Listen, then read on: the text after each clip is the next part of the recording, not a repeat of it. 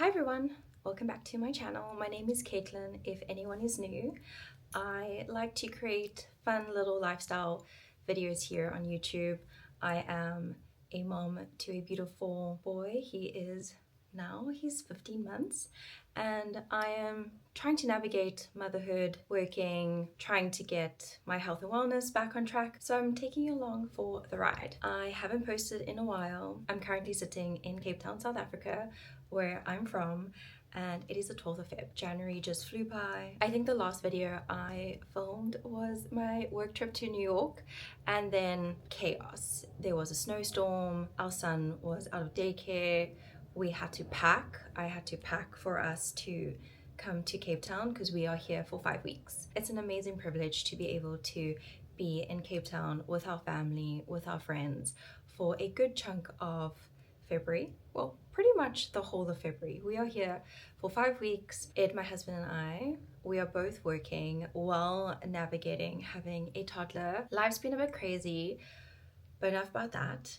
I've pretty much chatted for almost 2 minutes as an intro. Hi, welcome. I'm so happy you're here. What I want to chat to you today about is how to travel with a 3-month-old, a 6-month-old, and now a 14-month-old. We have traveled with our son when he was 2, almost 3 months. We brought him back to Cape Town for the first time to meet everyone. And then we took a trip to Oxford and Tuscany when he was 6 months. And then now he is 14 months, almost 15. In 4 days, he will be 15 months. And I wanted to kind of share everything that has worked for us. This is obviously my own personal opinion. It has helped us travel with our son to numerous locations. So I'm not too sure how long my list is. I think I have about 10 or so things for anyone wanting to take their children, their newborns, their kids on a trip. Yes, it is daunting, but it is so worth it once you actually get there. And I am very happy that we are able to take our son. We're very, very lucky to be able to travel with him, travel back to South Africa. And I just wanted to share everything. Hopefully this video gives some parents out there some motivation to, do a road trip. It doesn't have to be so far. It can be an hour away. Just kind of what you might think you need and what has helped us. I can't open the window because there is construction happening. So I've put on the fan. For anyone who doesn't know, we don't necessarily all have AC in our homes back in Cape Town. So I've got a fan. It's a beautiful sunny day. The wind is pumping, but I can't open the windows because there are boulders and I think you'll hear everything.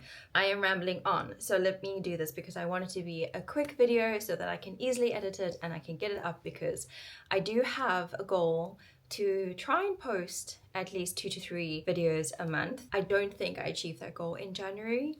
I think maybe I posted 2 videos. I'm not too sure. My goal, oh no, actually I did. I think I posted 2 videos in January, so go me. But my goal for this year, for 2026, is to try and post 2 to 3 videos. I want to grow my YouTube channel, so please do subscribe if you are new. And I just want to share kind of helpful parenting style tips. I work full-time. I have obviously a 15-month-old, almost 15-month-old toddler who takes up a lot of time, energy. My 2026 goal for YouTube specifically is to try and post 2 to 3 times a month. I think I did that for January. I think I posted kind of like a reset. Oh, I did. I posted my closet declutter. So that was great. And then I posted a New York vlog. I wanted to, before coming here, do a full makeup and skincare declutter, which I started filming and I actually did do. But I'm gonna have to show you the outcome probably in a month or 2 because I'm only getting back towards like the first week of March. I did start filming my makeup declutter. I took a big Sephora bag full of my makeup and skincare, and I just haven't worked my way through it. So that is my goal for when I get back. Today's video, I'm gonna share everything that we always pack on trips. So first of all is a sound machine.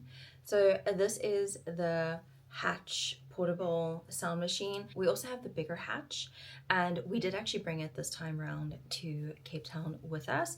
Normally we travel with this one, and we also have a travel camera set. But first, sound machine. This is a lifesaver, the bigger hatch that plugs into the wall. It is dual voltage, so in the US the voltage level is much lower than in South Africa. I looked it up, and the hatch that plugs into the wall is dual voltage, so it's great, we can use it. And second is a portable baby monitor. So we have the Baby Sense. I will put a picture up here of the Baby Sense because currently my son is napping and we are currently using it. But we love it. We take it everywhere. You don't need Wi-Fi to set this up. It has its own separate baby monitor screen. So when we are around the house, we just kind of leave the baby monitor somewhere central so that we can see him. We can hear him as well, so he's not like too far away from us. But I highly recommend getting a travel camera. We do also have the Nanit, and that's what is set up back home, but that obviously connects to Wi-Fi. And when we're traveling, and sometimes, you know, when we're out with other people, I don't necessarily want to give them access to the Nanit app. So the Baby Sense and having a portable screen that doesn't need to connect to Wi-Fi is amazing. Number two, travel camera. You might need a tripod for the travel camera. So we travel with a tripod, and I actually have one here. Traveling with a tripod is a lifesaver, and this then connects with the camera so that you can kind of get the right angles for where you need to see your baby, your toddler, any little kid that is having a lovely nap. I would also like to have a lovely nap right now. Third thing is tripod. Fourth thing is packing cubes. So I have a whole bunch of different packing cubes, and I actually pack my son's clothes in a separate packing cube. I have packing cubes for my clothes, I have packing cubes for his clothes, so that I have everything to take out of the bag when we get to a specific location. And packing cubes have been a lifesaver. I have even used smaller packing cubes for change of clothes when traveling on an airplane. If you only think about your baby, your toddler, in terms of, you know, changing them in case they have a spill up, remember to also think about yourself. That is probably the best advice I can give you, is to make sure that you pack yourself, your partner, your wife, your husband, a set of clean clothes as well, on top of having clean clothes for your child.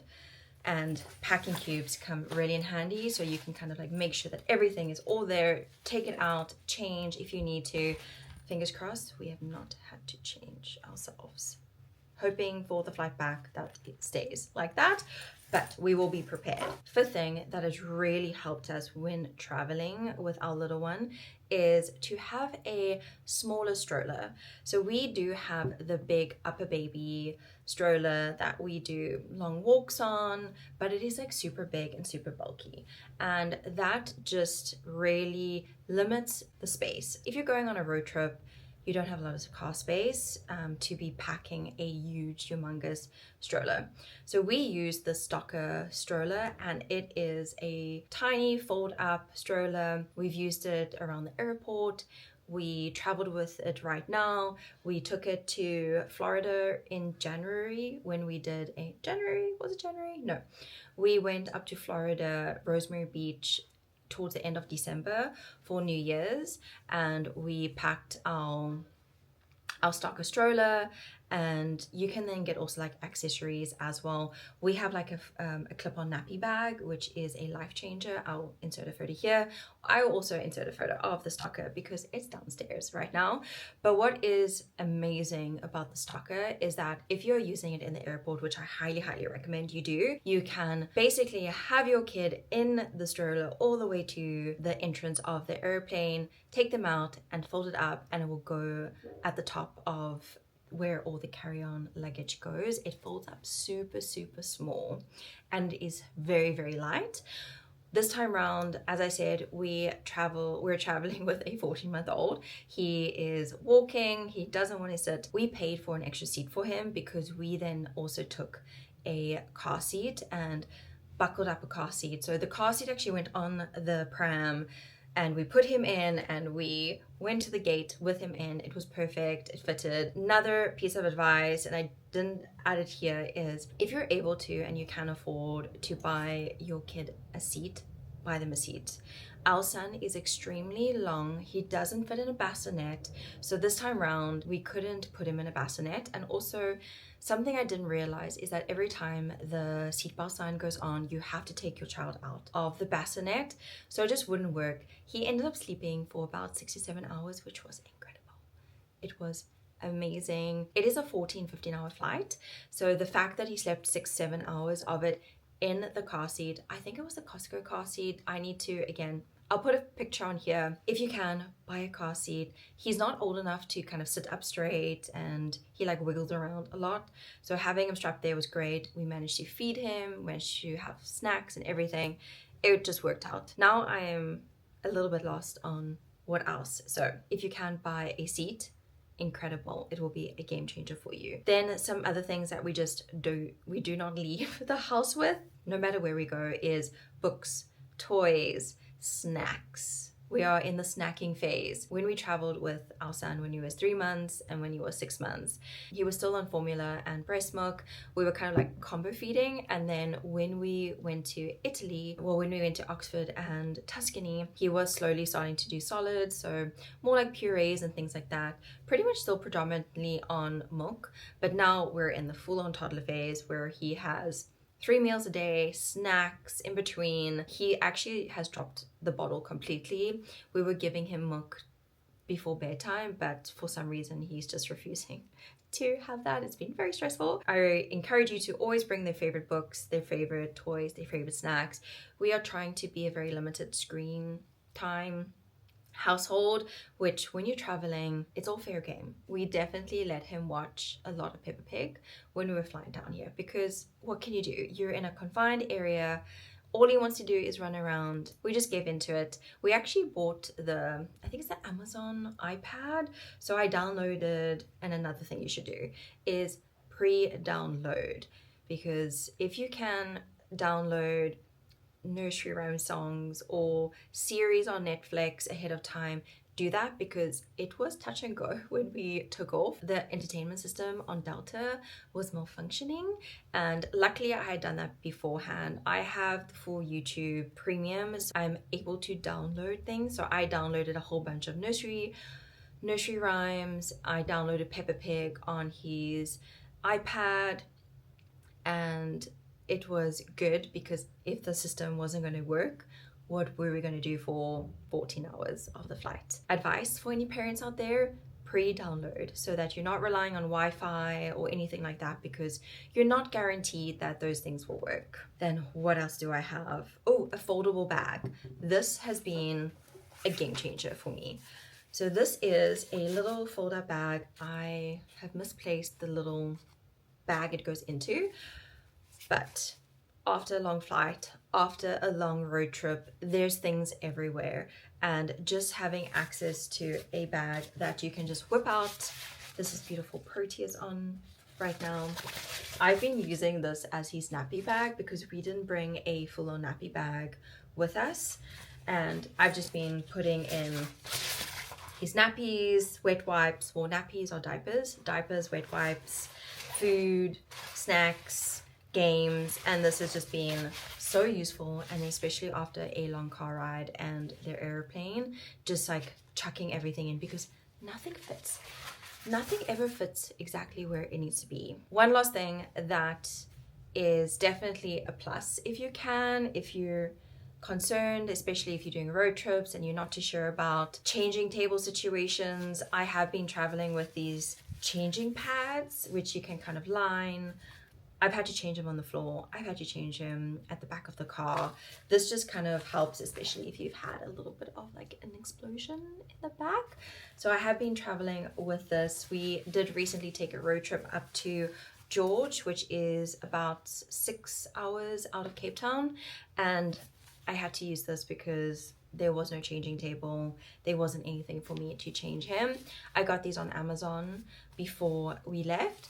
that is one additional bonus if you can. Make sure to fuel yourself as a parent. Make sure to drink lots of water, eat, take deep breaths. You're doing the best you can and you've got this. It might suck. Hopefully when you look back, you'll have fond, happy memories of those times with your little ones, and that you decided to go out of your comfort zone and take them on a trip. Hopefully this video helps someone. I would love to know if you are planning a trip, or if there's anything you would add to this list for other parents who are about to embark on a trip of their own. I really appreciate you watching my video. Please do subscribe if you haven't already, but I will be back soon. I think my next video is actually going to be our little staycation. My husband and I have planned a trip. We are leaving on Sunday night and we will only be back late on Monday. So this is going to be officially our first trip away from the little one, and I think I'm going to film it because we're going to be staying in a beautiful hotel in Constantia, and we're doing some fun things and meeting some friends as well. So I think that's going to be my next video, but appreciate you watching. Thank you for staying to the end, and I hope you have a beautiful week, and I will chat to you soon. Bye.